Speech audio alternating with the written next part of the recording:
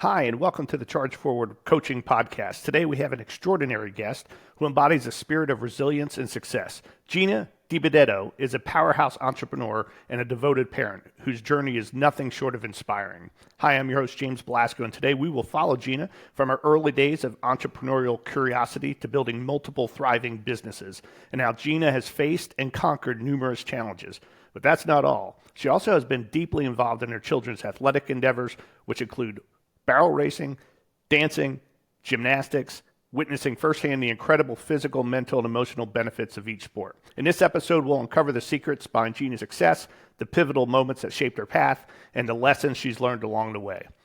We're also going to explore how her children's athletic passions have played a transformative role in their lives, offering insights that every parent and athlete can benefit from. Whether you're looking to elevate your entrepreneurial game, support your child's athletic dreams, or simply find motivation to reach your own peak performance, this conversation is packed with valuable takeaways. So buckle up, get ready for an inspiring ride, and let's welcome Gina to the show. Thank you, James. How are you? Good. So, you've been involved with more than just the beauty salon. You've been involved with the Mezzaluna restaurants, and your business is up north and down here. You have an amazing story. Well, I grew up in an Italian family, and my parents owned a deli and pizzeria. So at a very young age, I was going to work with my dad early in the morning, and I was around 7 years old when he was like, all right, it's time. He's like, put some salami on the slicer and put the guard down and was like, all right, don't cut your finger off. And that's pretty much how it all started. Shortly after that, he did not believe in the change button on the cash register, right? So I'm standing up there, and he would slowly teach me how to count back change. And this man handed me a $50 bill, and he's like, all right, figure it out. And we sat there until I figured it out. And that was pretty much the beginning of my work ethic, so to speak. At a very young age, I realized that I had this special gift and this insane interest to cut hair and to make people feel beautiful. Maybe because I didn't back then, I don't know, but I just loved cutting hair, shaping hair. And when I was around 11 years old, I was babysitting for the neighbors, and she was a hairdresser, and she urged me to come work at her salon. So I went to my dad and I was like, listen, I want to go work at this hair salon. And he was like, well, you still have you have priorities here at the deli. So I decided to work extra hours so I could then on Saturdays go work at the salon. And that's kind of where the journey all began. And then from there, I wanted to go to beauty school. And my dad was like, listen, you're the smartest one in the family. You're the only shot we have at anybody going to college. So I'm not sure that, you're going to be a hairdresser, make $200 a week. And I was like, Dad, no, it's different. Trust me. And so he's like, well, if you can figure out a way to go to college and get your license, we'll think about it. So I went to the principal and I pitched him my story, and he was like, all right, well, you can go to college classes at night, and then you can still get your Regents diploma, so you could still go to college. But you could attend BOCES and get your license while you're in high school. So we called my dad into the office, and he was still against it. And I was like, listen, I can go to college, and if I get my license, I can work anywhere, anytime. So while I'm in college, I can make money, Dad. And the principal was like, you really can't argue with her, Mike. And he was like, all right, fine, do it. So I got my license. I went to BOCES, and then I got accepted into Coastal Carolina University. And that was the beginning of the best 4 years of my life. I went to college for finance. I ended up, because things were a little complicated at the end, I got a degree in business with a background in finance. And then I shortly after went home and started my journey where I was working in a restaurant. What do you do after college, right? So I went to work in a restaurant, and my mom said, my hairdresser is the best one in New York. You should go talk to Brenda. She'll give you a job. So I did. And she was like, all right, you can be my assistant. And she's like, just, bring somebody in and show me a haircut. So I showed her a haircut, and she was like, okay, you're ready for the floor. You are so ready. So simultaneously, I was hired by a company in Westchester to go work finance. I forget the name of the company at this point, but I had to study for my Series 7. And then if I passed, I would go start working down there. So in the meantime, I was just working at the restaurant. I was working at the salon, trying to, figure out my life. And they sent me to this class for the Series 7. And I will never forget sitting in the back of the room. And all I could think about was the girl in front of me's hair. I was like, this, I gotta fix it. So of course, by lunchtime, we became best friends. Next thing you know, we're at the beauty supply store buying hair color. I'm in her kitchen and I transformed her life. And I realized in that moment that this is really, truly what I was meant to do. So I went home, had the really hard conversation with my dad and was like, listen, I can do what I love and make money and I need you to trust me. And he's like, you have to make yourself happy. You can't live your life for me. You have to live your life for you. And that was the first time I really realized that I had the support system. He pushed me and I thought I had to do what they wanted, but they were still pushing me to make my own decisions. And I quit the company and went to work full time. And within 6 months, I was just as busy as my boss. And, from there I set a goal, and within 5 years, I wanted to own my own business. And when I was 26, I opened up my first salon, which was Ciao Bella Salon and Spa. And that's where it all began.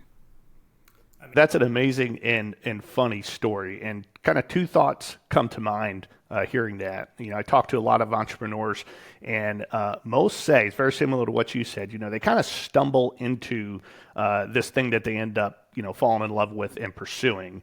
And as they move forward, they realize that, what? I think this is the thing I really want to pursue and give 100% and even devote my life to. So when that happens, and it definitely sounds like it happened to you, what does that feel like? Well, it's kind of like falling in love. Like when you know, not necessarily in that respect, but it's kind of simultaneous. Like, you can convince yourself of things, but in your heart and soul, if you really truly listen to your gut and learn to listen to yourself, it's all right there. And then there's these moments that are like, okay, so I went through the motions and I did all the things, but it just kept bringing me back to that starting point, which was like, I had the opportunity and a gift to not only, make people feel good. Like, and it wasn't on my terms. It wasn't what I thought looked good. The information was in my brain, but it was what an amazing gift to be able to make people feel good about themselves. Not what I'm wanting for them, but they're standing up like, oh my gosh, I didn't even know I needed that. So it's really kind of tapping into your intuition and really trusting yourself, trusting your gut.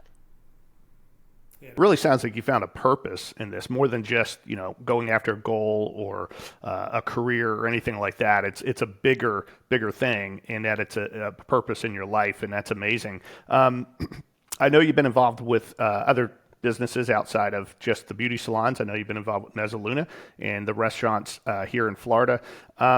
So I also grew up in the restaurant business. I know what that's like. It's a very difficult business. I had my own restaurant for a couple of years, and it gets to a point when things become a challenge, and you're pursuing a dream or a goal, and you may not even know that you have what it takes. You may not even know what it's going to take. But there's a book out there written by Dr. Benjamin Hardy. It's called 10 Times is Easier Than 2 Times. And I won't give the whole book away, but it talks about when you're setting a goal, establishing a goal, you should make it like almost an impossible goal. When you look at it, I don't even know if I could do this, but I'm going to set my sights really high. Has that mentality played a big role in what you've been trying to accomplish? Oh, yeah. Well, when we opened Mezzaluna, there was a hair cuttery next door. And I used to say all the time, if hair cuttery would just go out of business, like I could have my salon next to my restaurant, everything would just be great. And I said this for years. Well, fast forward, COVID happens, and simultaneously I was going through a divorce. So it was a little bit of a trying time. Right after the divorce was final, hair cuttery went out of business. And the management company called me and said, this salon is turnkey if you want it. And there was 0 question marks. It was like, I got to figure this out. And one of my friends was like, there's there's no way that you can't not do this. I'm like, yeah, but like I'm going through a divorce. I have this, I have that. They're like, don't even think about it. Just do it. Everything will fall into place. And the next day he showed up with a bag of money and he was like, here's the deposit. Now you can't say anything. You can pay me back, but I'm going to help you and you have to do this. And little did I know he wanted to date me. Fast forward 4 years later, we're still together, but he was the strength in that pillar that just like said, and I truly believe that God always puts somebody, or whatever, whoever you believe in, so to speak, always puts somebody in your life to, when you're really questioning it, to just kind of like put the pieces together. And Bella G's Beauty Lounge was born. And so for the longest time I was doing both. I was running the restaurant and the salon, which that was when I definitely probably lost my mind a little bit. A little bit. So what did you learn from that experience? I know you didn't do it for a super long time, but long enough. I mean, what was kind of going through your head during that time? Dear God, please carry me through this day. Please let everybody show up to work and let's let this flow. And I knew that I was enough in the salon to keep it going, right? So everything else was a bonus. And I started out thinking, all right, maybe if I just rent the space, then, it'll have money coming in. And I did that for a little while. And I realized like, that's not the culture that I really love. Like I truly love having people coming and working for me helping them, me teaching them, and, giving them all of the tools and the knowledge that I was given and learned along the way. And so slowly but surely I started to weed out the renters, and now I have an amazing team behind me. And what my true passion is teaching. I love to bring, and that's what I did in the first business, is I bring these young girls right in from school and teach them my way. And, I have so many amazing people that have brought into my life, and, 4 or 5 phenomenal success stories. And when I started to change and do that here, that's when it all changed for me. So in helping others and working with other people, and there's those individuals that kind of step up and you realize, you know what, they have dreams like me, they have goals, they have ambitions, and it appears like they're willing to work hard too. And maybe one day they'll have their own business, their own salon, and they'll move forward and they're inspired by what you've done. But how does that make you feel? When you go to bed at night, you know that you've played a role, not only in, helping them learn a skill, but also inspiring them. How does that make you feel at night when you put your head on the pillow? I mean, I'm so humbled to be able to do that, right? And it takes a certain level of patience, and you have to really be in tune with people, right? Because people, not everybody learns the same way. So I try to really like watch them and see how they learn. Like I'll ask a certain question and see if that sparks something inside of them. And I did the same thing in the restaurant. I'd bring in some of these younger kids and I'd have them, be my busser. We didn't necessarily need a busser. Well, I always need help. I need a full staff when I'm doing anything right there, because I get overwhelmed. I'm talking to this one, that one. Like, you can fill up the Pepsis. I got the rest. Okay. But I realized that by teaching them the ways that my dad had taught me was inspiring to them, and it really kind of gave them this whole other outlook on, they're doing more than just serving soda. They're having the opportunity to actually wait on tables and talk to people and learn and grow. And in the salon it's a little bit different. They're watching me, but they're also like getting to touch people and talk to people and learn from them. And it is, in a world where today's youth is a little bit entitled, it's very scary, the way that they're learning, and the way that, with all the social media and all that, the devices and stuff, it brings them back to that old school way, where you're focusing just on the customer. You're able to connect with them, and it's a much bigger gift than, then it's even, what's the word I'm looking for? There's more to be said for that. So looking at everything that you've accomplished and that you're going to accomplish, because I know you still have much bigger goals out there. Typically, when you speak to individuals who have achieved anything big, there's three things that stand out that they have or they've learned to have, and that is mental toughness, focus, and perseverance. And those always jump out in almost every conversation I have with an athlete or an entrepreneur, anybody going after big goals.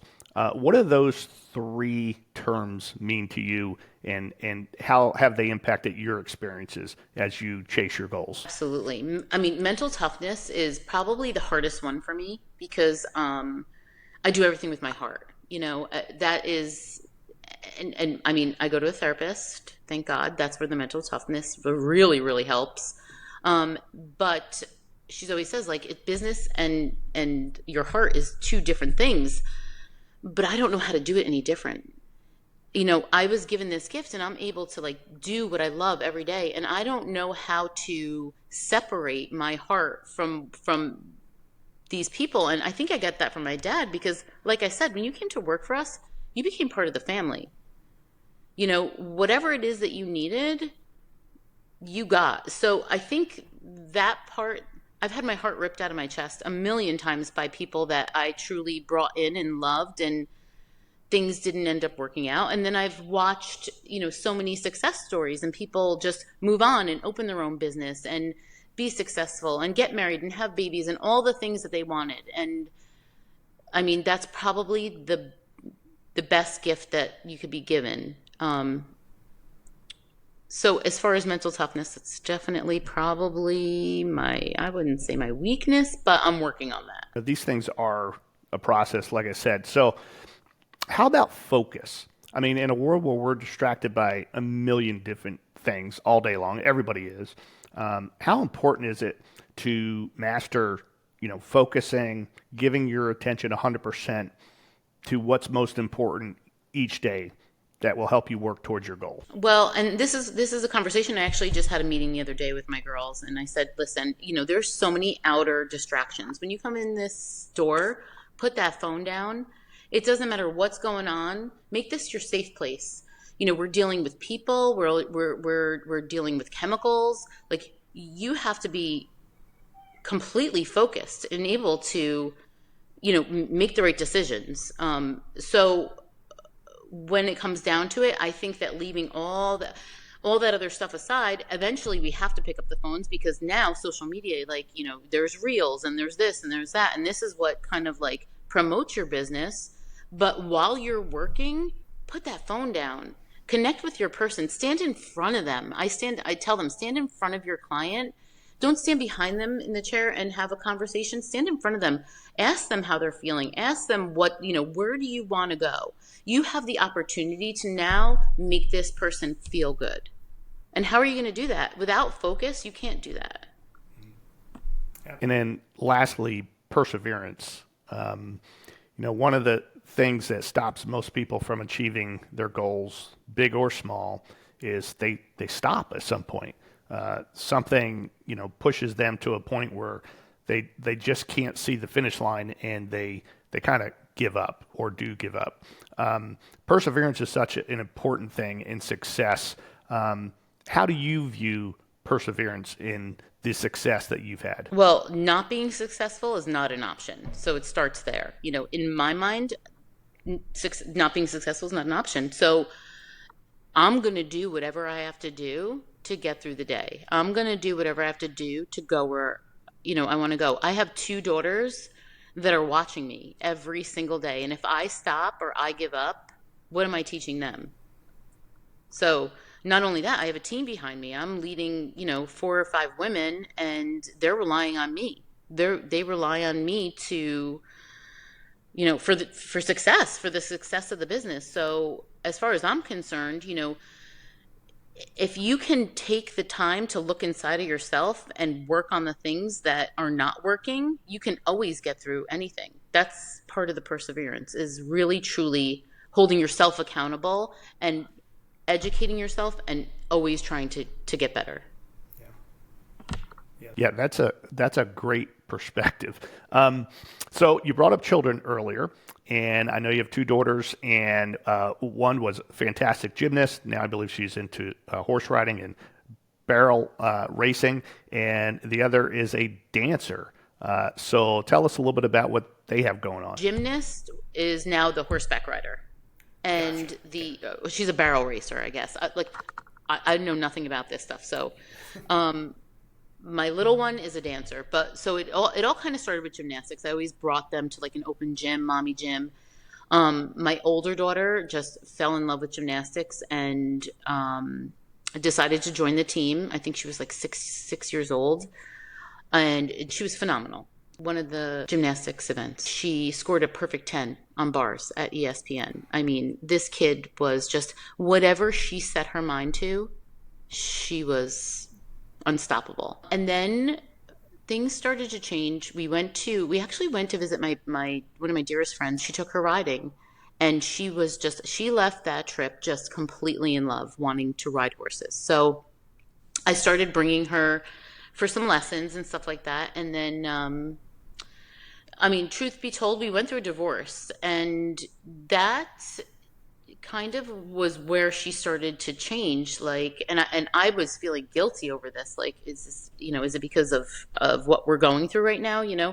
So I had us all in therapy. We did all the things, but through that, she really truly realized that she loved riding horses. And when I tell you, this kid, I go up with her, and she rides up at the Florida Agricultural Museum, and so we have to do a feed shift. There's 17 horses in the main herd. She walks in there like she owns the joint. I mean, she's smacking these little babies on the butt. Next thing they're all running. They do whatever she says. Me, I'm hiding. I'm hiding in the stall. I was like, oh my God, I don't know anything about horses. But here I am mucking stalls and doing a feed shift because, that's what my kid loves. And so she, on her own, made the decision to leave gymnastics and go to horseback riding full time. And I think that, I couldn't be more proud of her for making that decision, because it was such a difficult decision. Those people from gymnastics, those are the people that she grew up with, and that was her home for the longest time. And it was a really difficult decision to make, to walk away from that. But it's just not where her heart was anymore. So I'm her biggest fan. I mean, I couldn't be more proud of her. That is a big, mature decision. That's very, very impressive.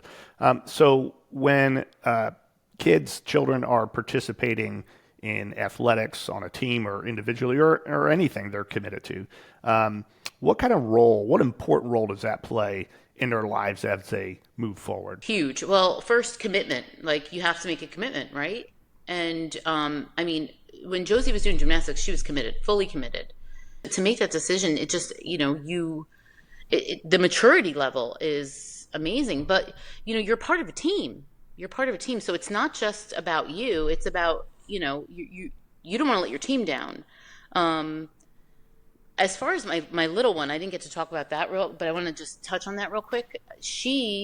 I used to bring her to gymnastics all the time, and she would run around, and she was like, doing cartwheels, and there was no grace anywhere. We were like, I don't know what this kid's going to do. She just marched the beat of her own drum from the day she was born, in a tutu, jumping all over the place, and didn't have a care in the world. And then I picked her up from pre-K, and she said to me, Mom, my friend goes to hip hop at Mia Bella Academy Dance on Mondays at 5. I need you to sign me up and bring me. And I was like, oh, okay. So what did I do? I signed her up at Mia Bella, and I brought her to hip hop. And shortly after that, all these teachers are running out of the room one day, and they're like, would you let her be on the team? And I'm like, absolutely not. There's no way. I got a kid traveling gymnastics. There's no way. They're like, we will help you. Just let us work with her a little bit. So I finally said yes. We went to our first dance competition ever. Now, I've never danced a day in my life. I know nothing about this. So we had to get there, do the makeup, do the hair, and I have no idea what's in store for me. All I know is I sat in that audience, and she came on that stage, and I could not stop crying. I mean, I watched her come alive on that stage. And it was the most beautiful thing that I have ever seen in my life. And I just knew that whatever she needed, whatever she wanted, from this point on, we were going. And now she's my 401k because I've invested in dance. And to this day, she is nonstop at dance 24/7 and is just absolutely thriving. So to answer the question, I just think truly doing what they love. And, I'm not the mom that's in there saying, oh, you have to do this. I'm not there to argue with the coach. I'm going to be my kid's advocate, but at the end of the day, be tough on them. They have to respect you, respect your elders, listen to your coaches, be part of a team. I don't want to hear about any of the gossipy craziness. Just go in there and do your best. And if you're doing your best, that's the most important thing. And if you don't get where you want to go, then work as hard as you have to get where you need to go. Yeah, that's tremendous advice. And no surprise, your children are that way coming from you. So as we wrap up here, just kind of two questions. Number one, tell us a little bit about your next opportunity, adventure, goal that's coming up. I know you already started working on that. And also, let folks know out there what it would take for them as they achieve or try to achieve their goals and move forward. Maybe some goal they fell in love with, some opportunity, and they've decided, I want to do it. I don't know how to do it. I don't even know if I can do it. What advice would you give to them? So I decided one night at midnight when I had got home from the restaurant and the salon that I was going to start my own product line. I had done it in New York, and then I just had this thing inside of me that's what I needed to do. So of course I started the whole process, and Belagee's product line was born. I don't own the IP of it, which means that at any given point that they can change the formula. And I was starting to get really frustrated, and I have some connections and friends that wanted to buy it for their salon. And so I sat with my boyfriend and he's like, why don't we just open our own company? And so I was like, you know what? Let's do it. So from there, we decided to go direct to manufacturer. We are now in the midst of creating our own product line. It will be a luxury brand. We will be able to sell anywhere. We can sell in Sephora. We can sell to any salon. And we're kind of taking a melting pot of all the mythological colors and cultures and bringing them together. I can't give you all the details just yet, but it's in the process of being born. We will have a launch when it's ready. It's called Mythology, but mymythology.com will be our website, which hopefully will be up and running in the next few months, so you could start to see the theory and the products behind it. But it's going to be all about empowering women. From there, we have a men's line coming, and who knows what will be born from there. That is awesome. Looking forward to that launching. What would you tell somebody in your words to have a big goal, and they come to you and say, should I go for it? I mean, there's a lot of risk. I'm already comfortable here doing this, that, or the other thing. What should I do? Should I do it? Don't ever stop. Blur out that noise, blur out that doubt. Listen to your heart and your gut and do it. Just do it. Don't stop. Keep going. You're going to get kicked in the gut a million times. And don't let that change you or harden your heart. Let it fuel you. Let it fuel you to be better. Because if you truly believe in yourself, it's going to happen. What you put out in the universe and what you manifest is yours. Like this product line that I'm doing is going to be successful. It is successful. There's no doubt. Anything other than that is not an option. And I tell my girls that when you step on stage, you just go in there and you believe in yourself and you dance your little heart out. When you get on that horse, wrap yourself in white light and do what God has, made you to do. And it doesn't matter, even if you don't get where you want to go today, work as hard as you need to get where you want to go. But you have to truly love yourself and believe that you can do it. That is fantastic. This has been a great show, Gina. You have an amazing story. I appreciate so much being on the show. Thank you for your wisdom and sharing that story with us. And for all you out there, please subscribe to the Charge Forward Coaching podcast. Like it, share it, all that good stuff. And stay tuned. We have more great guests that are going to be on the show in the near future. So keep charging and have a great day.